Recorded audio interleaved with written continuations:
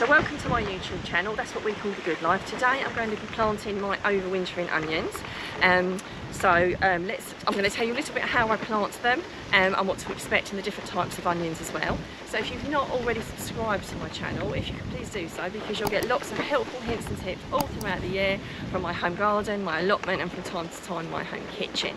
So the first thing to bear in mind when you are planting onions, or anything for that matter, is crop rotation. So I had potatoes in here before, so it's perfectly okay for me to be putting my onions in. It's better to not try and plant the same thing in the same place unless you really don't have any other option in that regard. The other thing to think is when you're overwintering something, do think what you're going to be planting there in the spring. Because what you don't want, because these are going to be in here until about June or July, what you don't want is to plant something in the ground and think, right, I need that space for something else. So do bear in mind where you're planting stuff this time of year, because it's going to be in the ground for a fair while.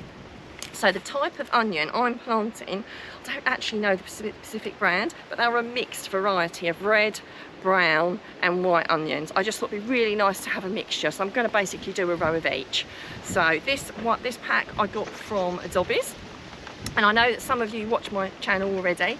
I get discounts when I buy a lot of my things, my gardening things and also my everyday things.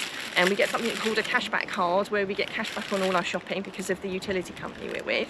If you're interested in getting one of these discount cards, because I know lots of things are going up for everybody and it's in everyone's mind, whenever I shop in Dobbies, I get 3% off, and I get percentages off in various other stores as well, like 5% in Primark, 5% off in M&S, a good percentage off in B&Q, which do gardening stuff as well. So it's really worthwhile getting one of these cards. We're going to put a link up there in the description. You can either sign up for one yourself, you take one service and then you can have a cashback card, or on that link there's a contact us and we can contact you and talk you through the options if that's what you'd like us to do. Now let's get started with the important things and actually getting it into the ground.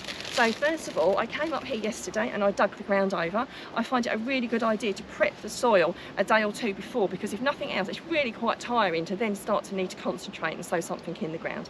So I dug the ground over thoroughly yesterday. I came up this morning and I've raked it over with a rake, a really essential bit of kit. If you've not got a rake, definitely get one of those. Now you can either just trowel them into the ground, but I find a dibber works really well, personally myself. So I've got my trusty dibber ready. So if you've not got a dibber, again, another thing really worth getting. So obviously I've marked out the rows. You can, to do a straight line, you either need to get a bit of string in between.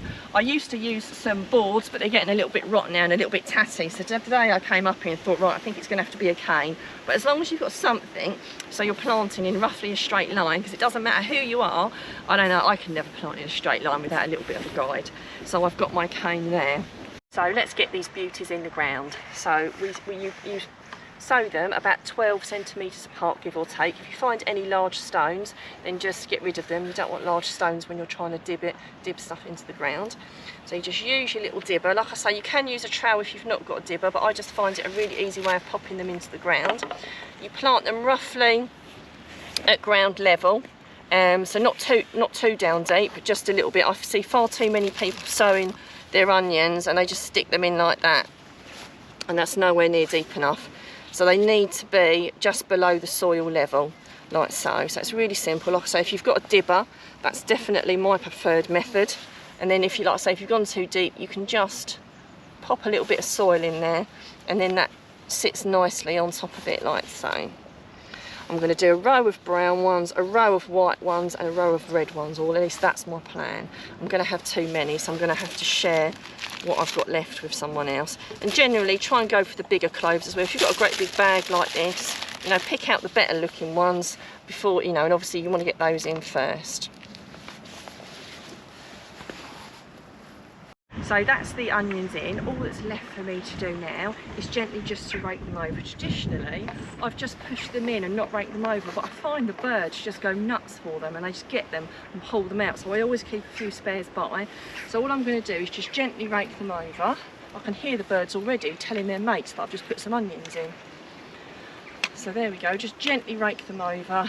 Nothing too aggressive, because you've obviously just put them in. You don't want to disturb them.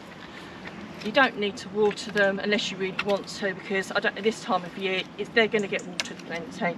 So unless you're getting a bit of a drought where you are, which we're definitely not getting in Kent. We've had loads of rangers lately. They will water themselves in. Now, like I said, we do have a discount card where you can get discount on all your shopping, including some really great places to sell plants.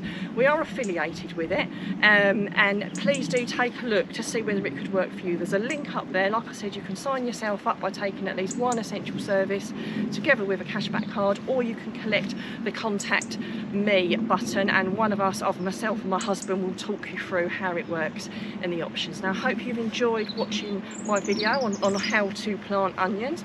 I'd love to know whether you're planting any overwintering onions and whether this video has helped you at all. I'd obviously love to hear as well if you're new to watching my channel and whether you've recently subscribed and there's anything in particular you'd like us to cover.